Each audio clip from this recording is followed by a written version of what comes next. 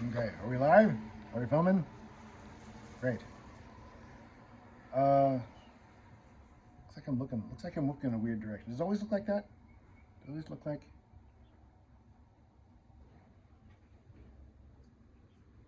Now it's gonna bug me. Okay. Try to keep this alive a little. Hello, welcome back. I am not, you wouldn't believe it. It's raining outside, and I thought that would mean that there would be fewer fishermen, like at my regular spot. But there are more fishermen than ever, completely taking the place over. Dang Chinese taking over my special place. But oh well. So we're back to the construction site where the acoustics suck, but such as it is.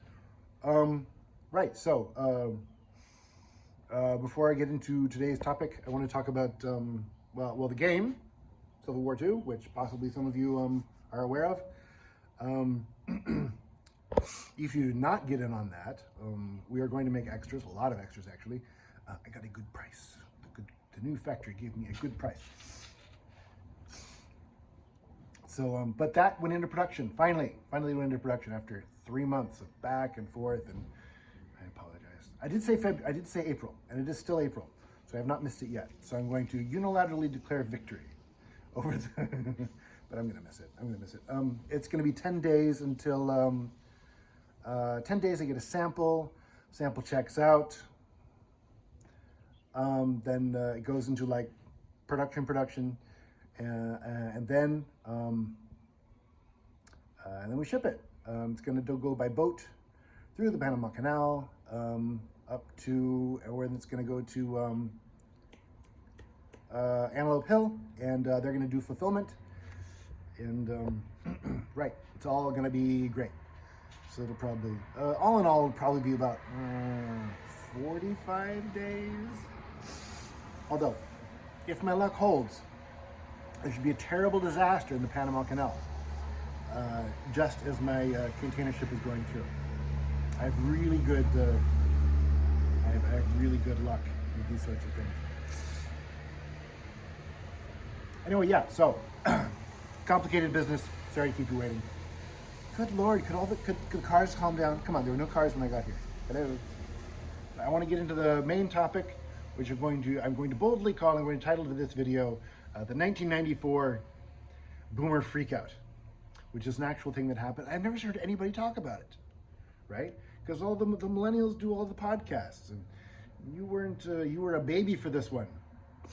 But it was an interesting thing. Well, I tell you why. It's because Generation X, moi personally, Generation X as a whole didn't. We do now, but at the time, like before you came along, before I met your mother, Generation X just hated generation theory and identifying with a generation or any group at all. For Gen X, any group of friends larger than 3 people is a cult, and it's to be avoided, right? If your favorite band has more than three fans at your high school, you got to find a new favorite band. It's just how it goes. Okay, so right. Somebody behind me. So the crux of this is that Generation X starts being born in the late 60s, right? And how do I frame this? Let's just say, okay, we were adults. I had graduated high school. I was in my 20s before society at large, discovered Generation X, right? And the simple reason is that the Boomer generation, who were in their 30s and 40s by this time, still kind of thought, they really thought of themselves as the youth of the nation. To some extent they still do, right? We're the babies of, they never really thought of themselves as adults, and they still don't. And okay, well, we have kids, but they don't, a generation, the youth, the future, like it just doesn't click, right? And it may not be entirely this fault because like you are the youth of the nation, you're important. Like that was like beaten into them when they were kids, right? And that's their functioning identity, right? So,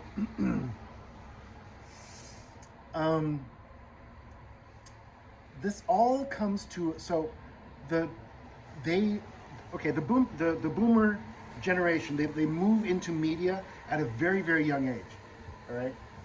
In the 60s when they were young, they would not take over politics and government and industry until much later, like 30 years later, like possibly Clinton was the first boomer president, and like kind of around that time, like all the power kind of, all the previous generation all dies off, and the boomers like take the reins of power. But they moved into media very very early, media and advertising. Okay, and it was kind of always their thing. Okay, and this kind of connects with the phenomenon you may have heard of and probably dislike, being mostly millennials, I imagine. The phenomenon of alternative. What does this mean? What does the word mean? Alternative. Alternative to what?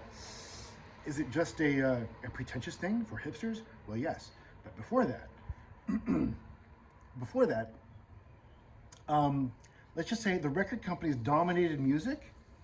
In the same, have I said this before? I'm going to say it again. In the same way that Disney dominates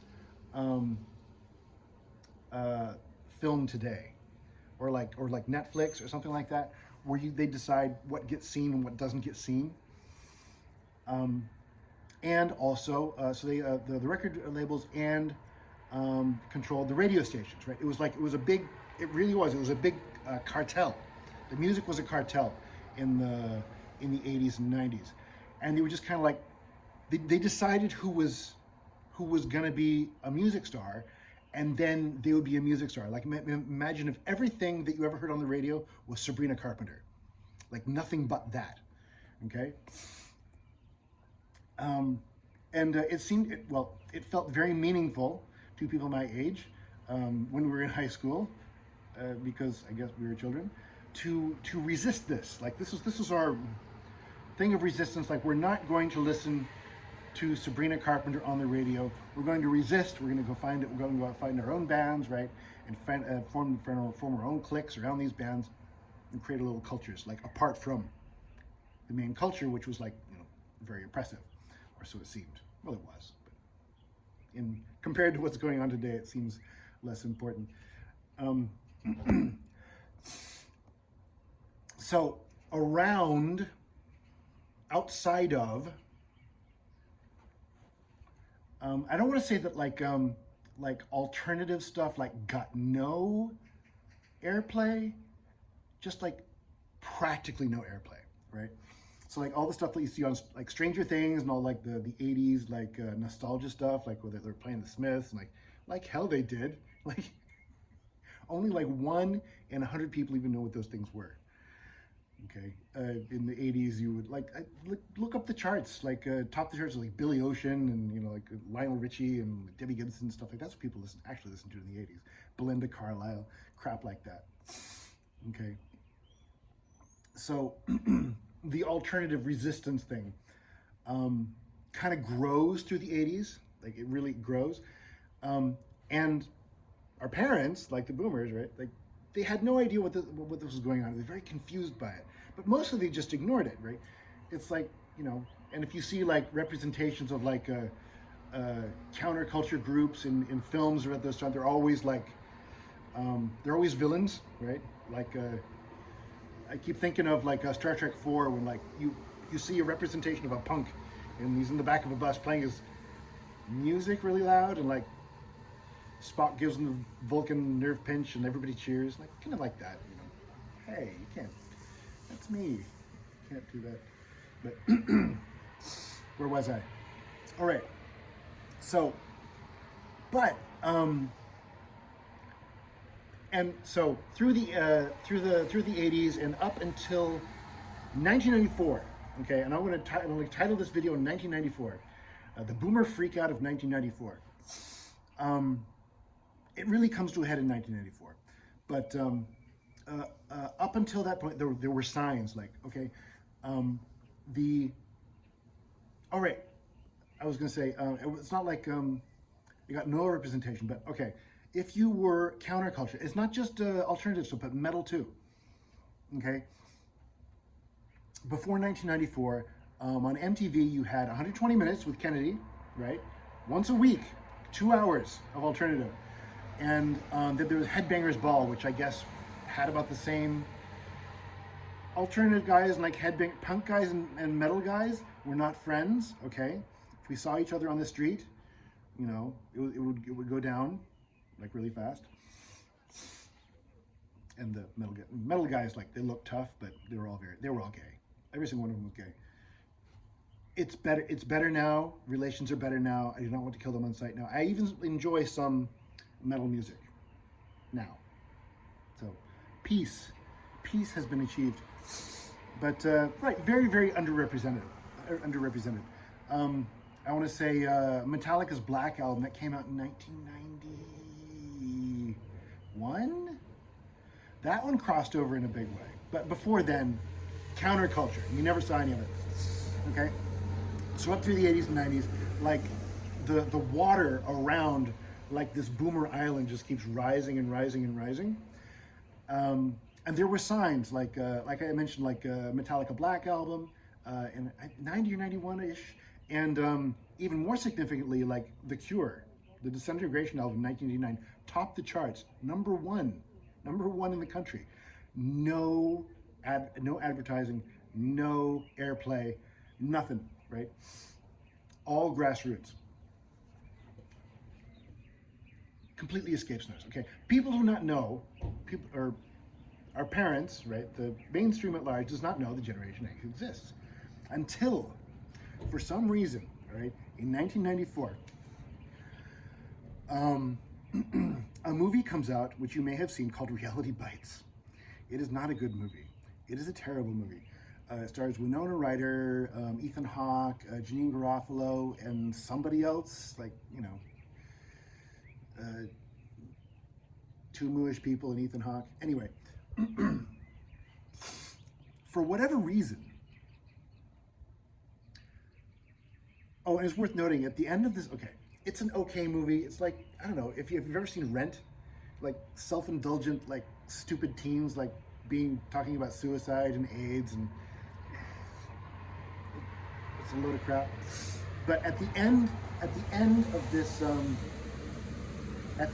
movie, and there was a lot of talk about this, like they tacked on like this indie artist called Lisa Loeb, who has never been famous before or since.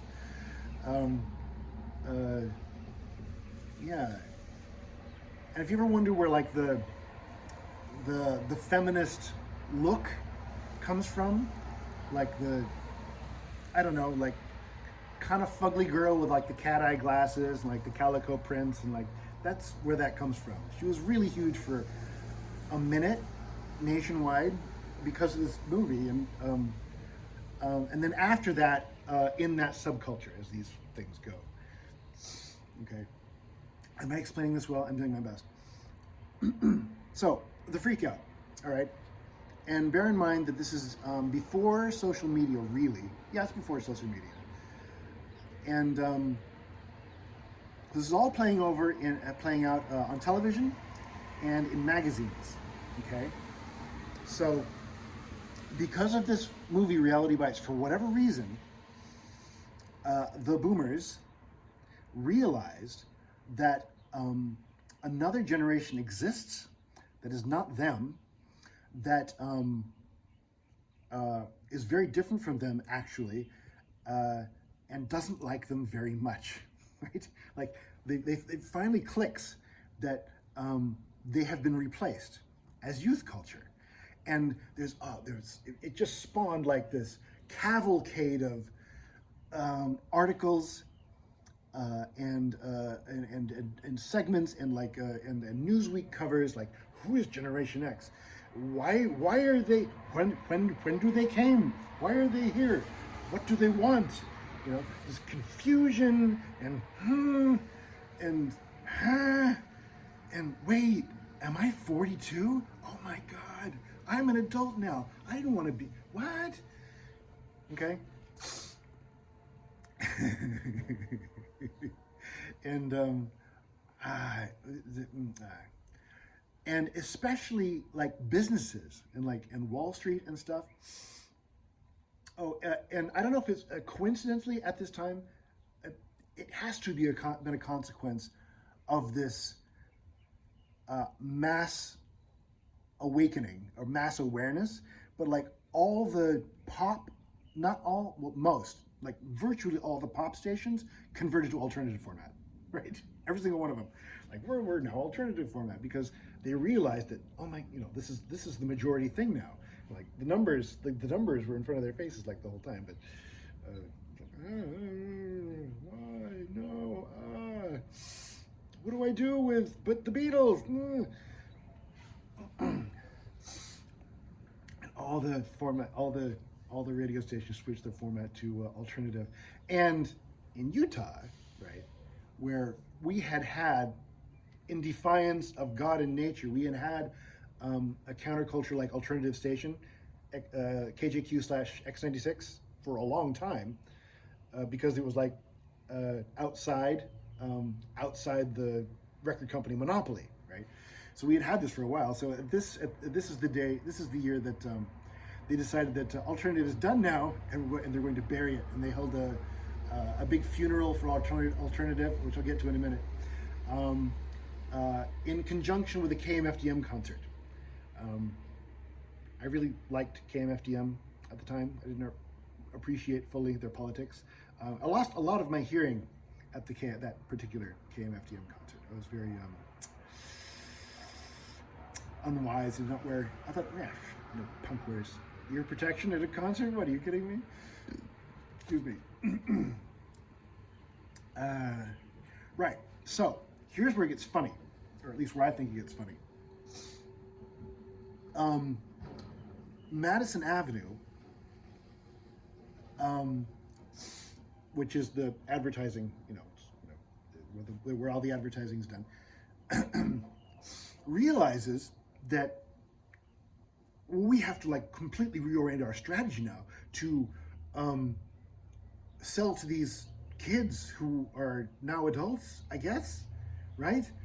We've been marketing to like the boomers, like well into their 30s and 40s. Like, what do we do now? Similar tactics. Well, what do boomers like? Well, boomers love to be advertised to, okay? And boomers love to have their jingles or like their classic rock songs remade into like commercials, like like Fortunate Son was made into like some kind of a jeans commercial, like you name it, right? They're selling out. Nothing the boomer loves more than to sell out or be sold out to. Like, you sold out to sell me jeans. Like you took my favorite like like rebel song from like Woodstock and you made it to a commercial to sell me Jell-O. Sign me up. I am there. So you're gonna have to trust me, bro, because you are never gonna find any record of this. Believe me, I've checked. Who was Burger King ran an ad for the Whopper using is it Bad Brains? Like I'll stop the world and melt with you, right? I'll stop the world and they're showing like the melty cheese on the Whopper. I'll melt with you, and and they're turning like it's against the black background. It's like rotating like this picture perfect Whopper with the melty cheese while the guy sings "Melt with You," and then the part of the song, if you heard it, where it goes, and then like they put the words like Whopper cheese up on the screen, like okay. This ad went nationwide for 2 days, and then they yanked it back so hard they gave the poor Whopper whiplash. Okay, it was. You won't find it on YouTube. You won't find any mention of it. It's been buried. It's buried underneath the ET video games in that landfill. You won't find it anymore. And there's a bunch of these. These are the ones I remember though, because they're the most bizarre. And the other one was a Tide commercial. A Tide commercial in which a girl with like a tall, look just like Winona Ryder. Winona Ryder was like the lead in Reality Bites, wearing like a long ankle length, like a calico, a gray floral calico dress. I guess it's calico. What's calico? Floral dress with like the bobbed dark hair, just like Winona Ryder has in the film. And she's, how do I explain this? Morosely doing laundry. It's like distant, like long shots. It's kind of blurry in the background, like in a narrow depth of field. And just like you see like the full character figure. And there's like a gray kind of like a filter over the whole thing. It's like she's morosely doing laundry with Tide, and just in profile, like at a distance. And the tagline. Oh Lord, the tagline. Oh, I wish I could have been in the room when this was decided. Is laundry goes in, clothes come out, life goes on. The pathos of laundry. Right? I wish you could find that. I wish somebody had a recording of that somewhere. I want to see that again so bad. So at this particular KMFDM concert, like we're supposed to have a coffin, like you're supposed to bury something that has something to do with alternative, like bury. Most people brought concert shirts. My girlfriend at the time, she like brought eyeliner. She's gonna ditch the eyeliner. Well, I brought a little box of Tide. And I wrote in marker like laundry goes in, clothes come out, life goes on. I tossed it in there. Nobody got it because these ads literally ran for like a weekend. They were yanked. Okay, so how does this story end? The story ends with, it's 1994, right? And they sit down and like actually put their coconuts together, and they realized, well, heck, if you just wait 6 years, the millennials will be adults. You just wait for that. They suck a lot less than the Generation X does. You know, forget these guys, right? So if generations are like 22 years, like on average, so like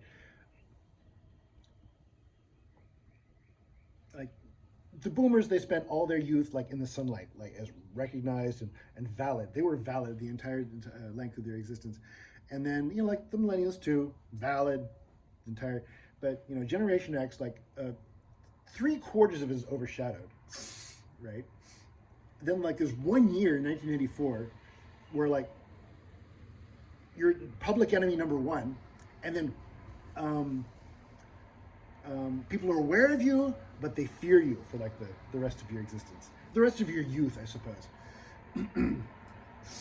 Right. Oh boy, and they love the millennials. Wow, you're like these straight arrow kids, like Kazoo boy, like you no tattoos, you study good, you don't do drugs. What great kids! And boy, well, they couldn't. Eventually, maybe they mothered you a little bit too hard. But boy, for up until your 20s, boy, you were the really good kids, and they liked you a lot. You sure did. They probably like you less a little bit now. But you know what?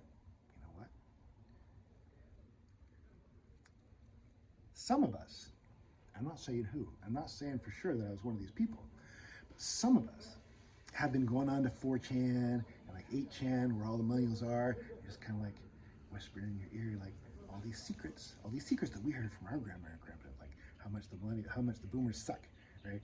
And like telling you like subversive and controversial and like all the stuff that we're not supposed to tell you, like, because what greater revenge is there than to corrupt their golden children. Anyway, that's all from me. I'm out. I had like a thing prepared for like a geopolitical analysis, and it would have been brilliant if I had done it yesterday, because it kind of, who cares if you knew what was going to happen? I know what's going to happen, but who cares, right? It's not like the CIA is going to call me up. If you're the good CIA, call me, right? I'm good at this stuff. You should call me, but we're not going to do it. Because if you're following the news now, it should be obvious like what the deal was. There it is. It's over now. Cat's out of the bag. All right. Cheers. I'm out. I'm gonna do another one of these later.